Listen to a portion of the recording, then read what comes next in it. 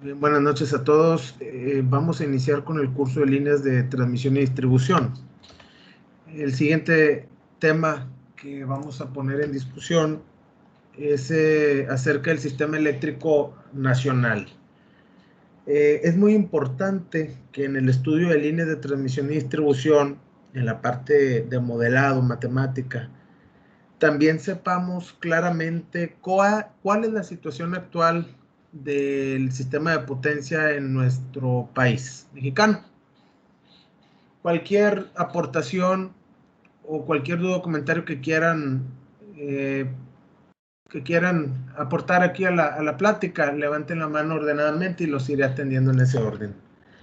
Muy bien, miren, actualmente hay un término que según la ley de la industria eléctrica acuña como red nacional de transmisión a toda la parte de conducción o transmisión de energía eléctrica que opera en tensiones mayores de 220 kilovolts o 220,000 volts RMS entre fases.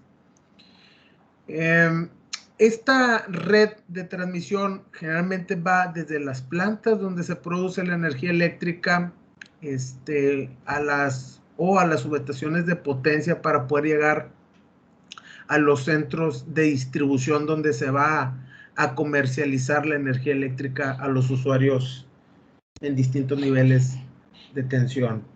Entonces, me queda claro que Red Nacional de Transmisión va a ser aquel equipo eléctrico que opere a un nivel de tensión mayor a 220 kilovolts, y esto ya son palabras mayores.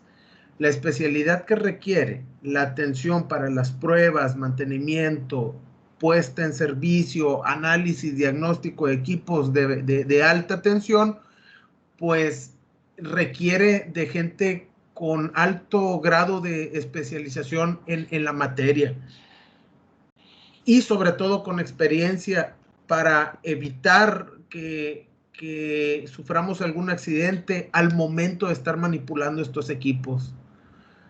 La experiencia nos la va a ir dando el tiempo a medida que estemos trabajando con gente que ya haga esto en campo y aprender de ellos. Y no nada más eso, es también tener nosotros muy buenas bases teóricas y lo que se pueda práctico para el día de mañana que yo salga a ejercer a esta área, pueda hacerlo de la forma pues productiva, eficiente, entre otros. La red nacional de transmisión básicamente pues la podemos representar en este diagrama, pero observen que existen 4 bloques importantes en un sistema eléctrico de potencia. El primero de ellos es la parte de la generación, ciclos combinados, eólicos, térmicos, fotovoltaicos, la tecnología que ustedes deseen. Estos sistemas de generación generalmente van a producir energía eléctrica en niveles de tensión de media tensión. Acuérdense que media tensión, según la norma oficial mexicana 001, sede de instalaciones eléctricas en México, indica que media tensión es aquel equipo que opera entre 1 kilovolt hasta pues todo lo que sea inferior a 69 kilovolts. Entonces los generadores se diseñan para producir energía en media tensión, no lo hacen en alta tensión por el hecho de que no sería factible fabricar y diseñar generadores con aislamientos de 69,000 volts, de 115,000, entre otros. Para eso se genera en un nivel de tensión de media y se conecta a un bloque de transformación-transmisión que generalmente toma la media tensión, la pasa a valores de alta tensión para poder transmitir esa energía a través de kilómetros y kilómetros de longitud de conductores por toda la República Mexicana y llegarle a los centros de carga y distribuirlos. Aquí va a haber un par, 2, 3 o 4 transformaciones hacia abajo, dependiendo de la necesidad del usuario. Entonces, la transmisión la vamos a acotar entre 230 kilovolts a 400 kilovolts. Aquí en México. En otros países, la alta y la extra alta tensión ya es una realidad. Aquí en México no. Nuestro sistema de transmisión troncal de potencia eléctrica no asciende a 400 kilovolts en corriente alterna. Eso es nuestro límite, eso es nuestra red troncal. No hay un equipo de mayor nivel de tensión que este. Y todos los ingenieros y los técnicos especialistas en esta rama sabemos operar o saben operar hasta estos niveles de voltaje. Estados Unidos, que tiene redes de más de 700 kilovolts, China, que tiene líneas en prueba de hasta 1000 kilovolts, la India tiene líneas en prueba de 1300 kilovolts RMS, son otras tecnologías, son otros conocimientos los que esos primeros mundos tienen. Nosotros llegamos hasta 400 kilovolts y eso es muy importante acotarlo. Posterior a eso, hay otro bloque de subtransmisión, que son aquellos niveles que van arriba de la media tensión, 69, 115, 138 hasta 169 kilovolts. Y por último, la distribución, que es la media tensión, clases de aislamiento de 15, 25 y 35 kilovolts. Todo esto operando al unísono para poder producir, transformar, transmitir, volver a transformar hacia abajo y vender y comercializar la energía eléctrica. Entonces, ustedes como ingenieros mecánicos y eléctricos, sabemos que no nada más en una empresa de maquila tenemos, pues tenemos línea de trabajo abierto. Aquí también hay mucho trabajo y se requiere cada día, se requiere de más profesionales como ustedes que se especialicen en líneas, en subestaciones, en protecciones, en coordinación, en todas las líneas especializadas en lo que se refiere a alta tensión. La siguiente lámina muestra, lo tomé de los documentos oficiales publicados por el Centro Nacional de Control de Energía de México, la red nacional de transmisión actual, toda la red de potencia de México.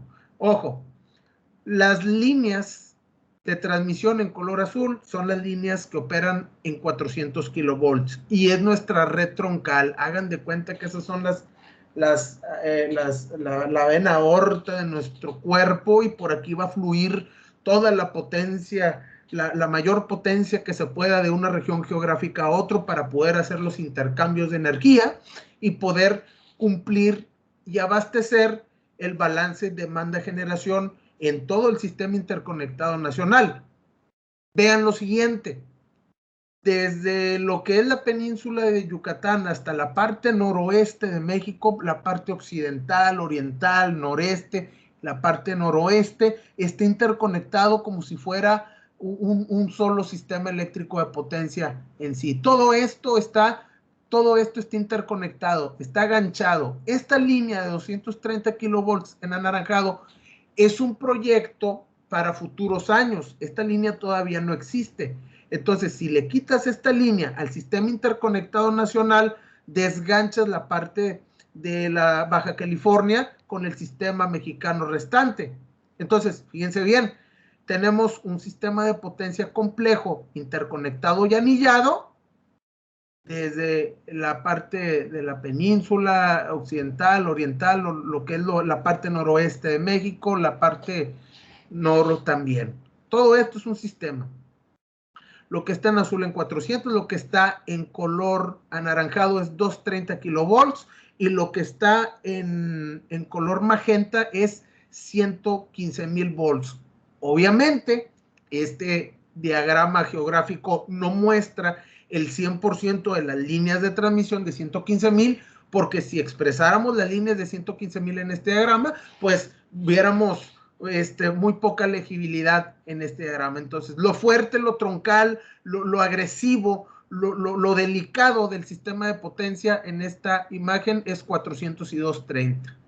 Observen también que tenemos una línea que interconecta por el Mar de Cortés a lo que es la Baja California Sur con el sistema interconectado, pero esta línea no existe tampoco. Este es un proyecto a futuro. Entonces tenemos, ojo, el sistema interconectado nacional, tenemos la Baja California y la Baja California Sur como sistemas independientes y no interconectados entre sí.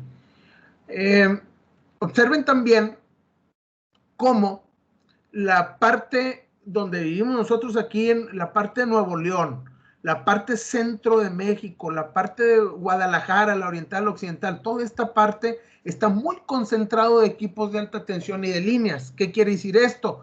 Que aquí están las grandes ciudades conurbadas, aquí estamos todos aglomerados y podemos ser considerados como 3 puntos o sumideros de carga muy grandes en todo el territorio nacional. De hecho, la demanda nacional se concentra, se puede decir que se concentra en estos 3 puntos que se muestran en el diagrama geográfico de la Red Nacional de Transmisión. Por último, lo que ustedes deben de observar es que México y Estados Unidos, toda la parte norte, la parte sur de Estados Unidos, tiene relación comercial con México.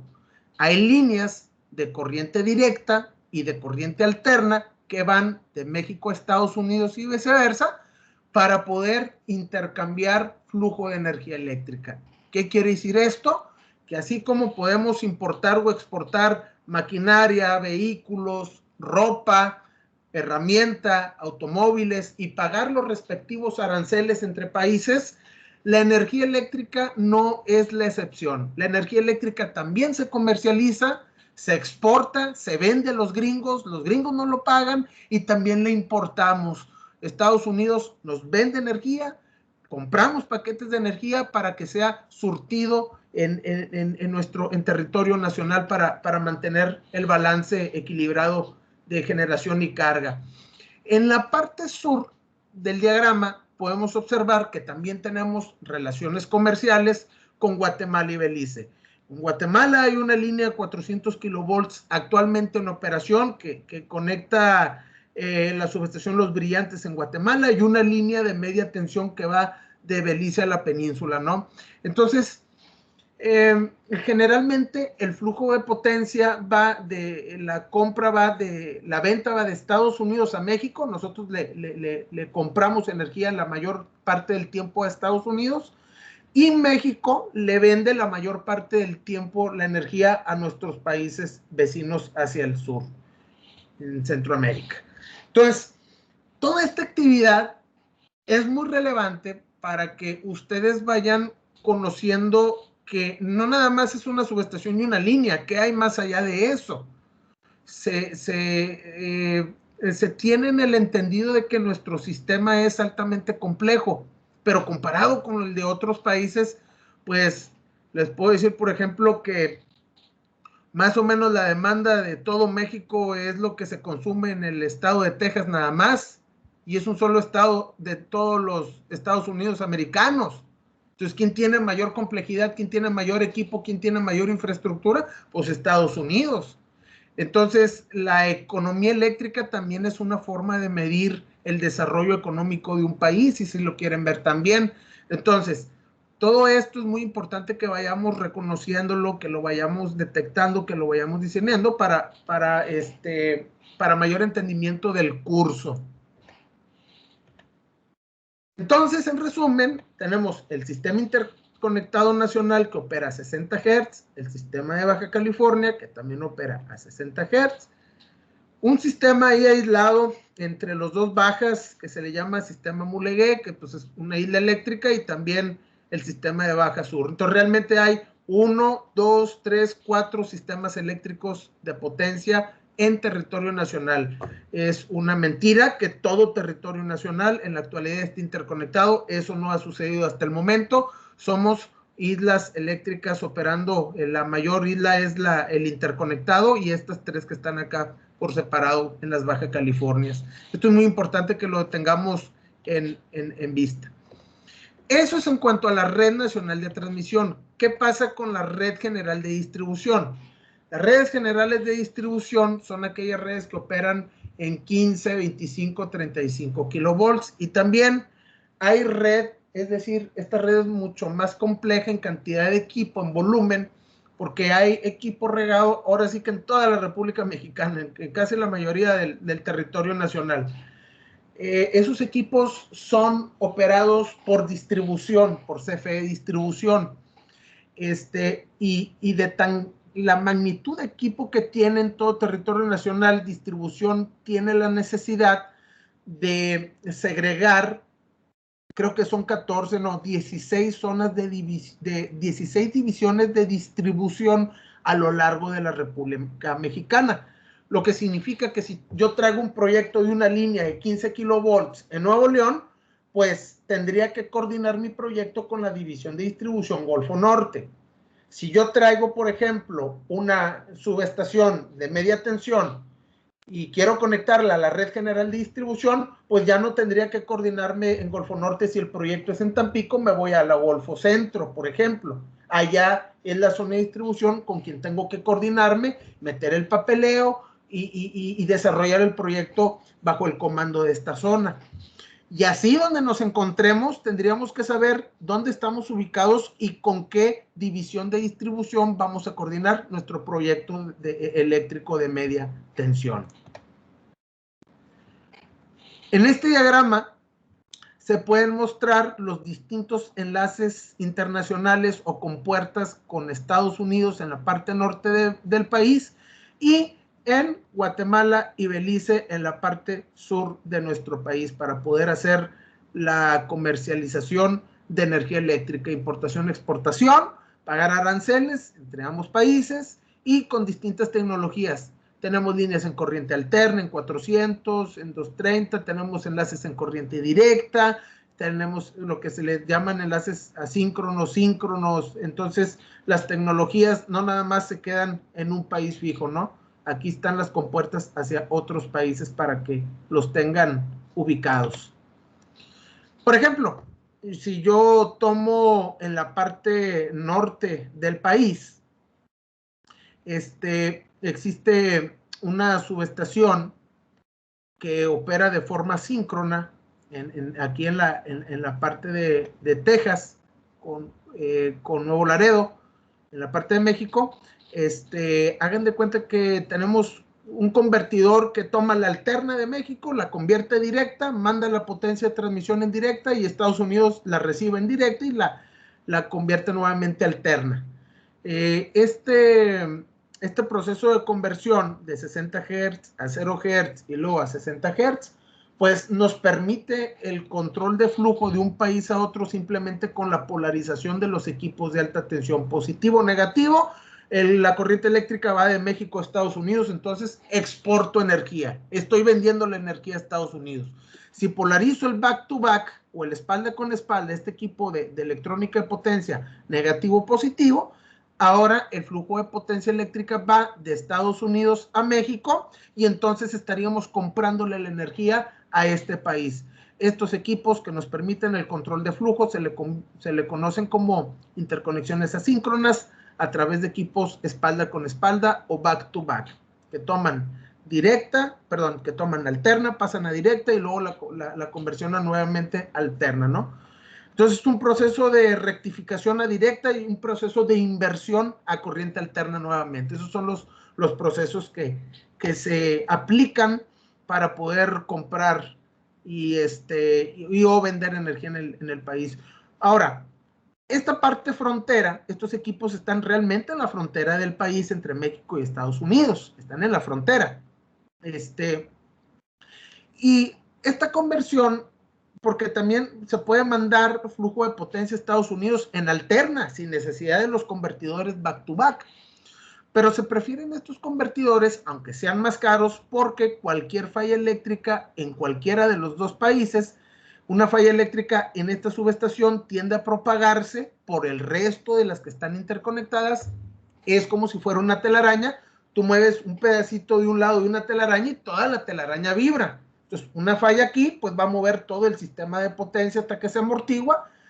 Y si no tuviéramos esta conversión de alterna directa, esta falla se puede provocar y puede manchar, ensuciar o contaminar a la red de potencia vecina a la cual yo me interconecto. Pero al hacer este proceso de alterna directa, esas oscilaciones o esas fallas se quedan aquí atrapadas, amortiguadas o mitigadas para que ninguno de los dos países tenga afectaciones por fallas en redes de transmisión ajenas. Y esto es muy importante que lo tengamos en conocimiento para poder discutir el tema de que, oye, ¿por qué no nada más pongo una línea en alterna que conecte al otro país? ¿Por qué invertir en un back-to-back? ¿O por qué invertir en dispositivos de electrónica de potencia que son sumamente caros solamente para el control de flujo? Entonces, si yo me voy a una subestación donde tengo esa doble manipulación de alterna directa, de directa alterna, pues entonces yo ya no nada más tengo los elementos de switcheo de corriente alterna, también tengo los de directa, y estos también se descomponen, y es muy caro mantenerlos o sustituir los elementos de electrónica a potencia de un back-to-back.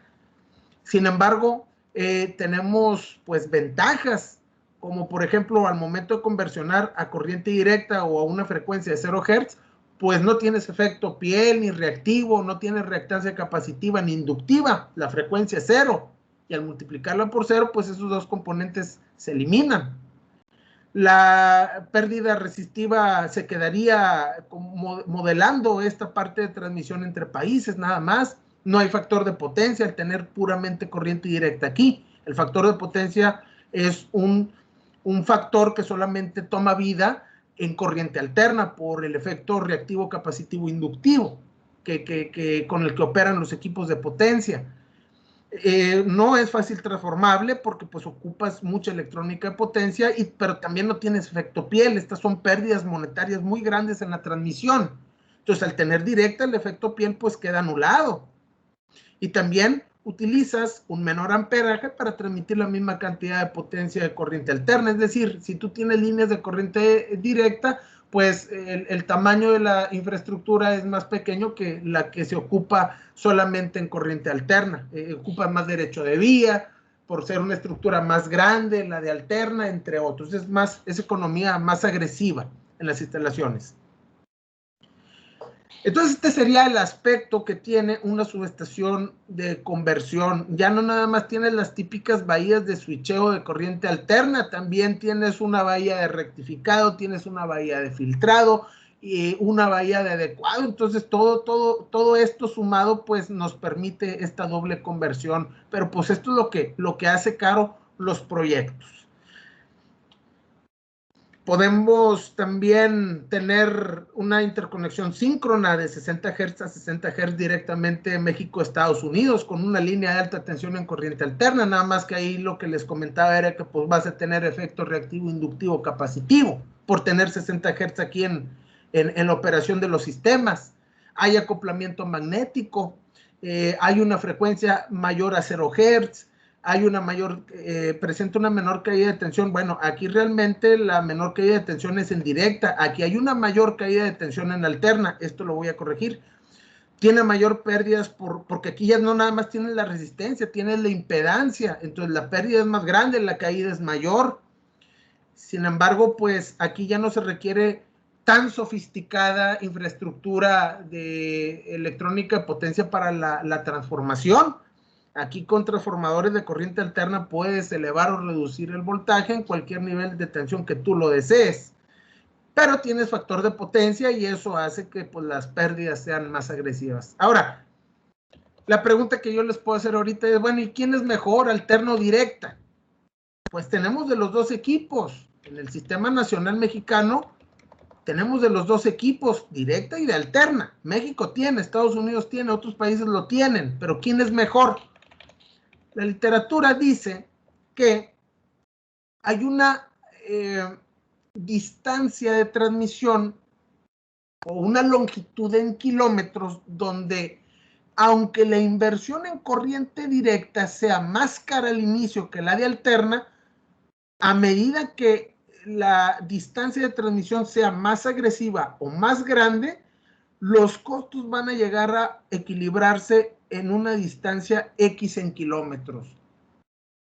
Después de esa longitud de transmisión, te conviene y se vuelve más redituable y económico transmitir en corriente directa. La tarea que se van a llevar es de que ustedes investiguen a qué kilometraje corriente alterna se equilibra con directa en costos y después de esa longitud de transmisión es más factible transmitir en directa. Este diagrama lo dice. Sin embargo, aquí yo les retiré los kilómetros para que ustedes se den a la tarea de investigar ese kilometraje.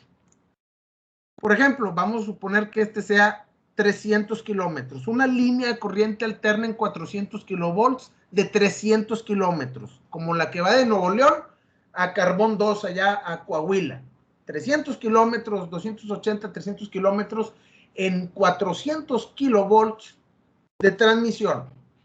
Entonces, si vamos a suponer que este valor sea 400, si tú vas a instalar una línea de 200 kilómetros, te conviene en alterna, te lo dice que es más barato. Pero si la línea va a medir 800 kilómetros, te conviene transmitir en directa. Es lo que dice a grandes rasgos este diagrama. Entonces me investigan esta longitud y me la comentan la siguiente sesión. Existen, de hecho México tiene esta tecnología que es un transformador de frecuencia variable. Esta tecnología conecta a Estados Unidos con México, espalda con espalda también, pero lo conecta alterna con alterna. Y lo que hace es conectar entre los dos países un transformador desfasador. ¿Qué es un transformador desfasador? No es más que un transformador rotatorio, como si fuera un motor. El uno es un motor. Es un motor. Es el mismo principio que el motor. Y lo único que hace es mantener los niveles de tensiones parecidos en la entrada y en la salida del rotor estator, y lo único que mueve es un parámetro eléctrico para poder dirigir de un país a otro el flujo de potencia de corriente alterna. Ese parámetro que regula este tipo de equipos BFTs, que así se le conocen, es el ángulo de potencia. Como pueden observar en el diagrama de cuerpo libre, Estados Unidos se conecta con México a través de un transformador rotatorio o un BFT, y lo único que hace este transformador es mover positivamente o negativamente los vectores de las dos subestaciones emisora y receptora. Voltaje 1 en México, voltaje 2 en Estados Unidos. El ángulo es positivo si tiene este sentido entre vectores, y es negativo si tiene este otro valor negativo entre vectores. Si el ángulo de potencia entre la diferencia de los ángulos de voltaje entre ambas subestaciones es positivo, entonces el flujo va de 1 a 2 o de México a Estados Unidos. Pero si los vectores se acomodan de tal forma que el ángulo o la diferencia angular entre estos dos vectores de voltaje en las barras de la subestación de Estados Unidos y México es negativo, entonces el flujo se vuelve de reversa. En uno envío o exporto y en otro recibo o importo energía de un país a otro. Entonces, como que la definición de que el transformador es una máquina estática, como lo dice el libro, como que aquí ya en la actualidad ya hay que darle un poquito más de apertura a esa definición, por el hecho de que aquí ya tenemos un transformador con movimiento. Muy bien, vamos a la sesión de dudas, y yo en este momento paro grabación, agradeciéndoles a todos la atención prestada.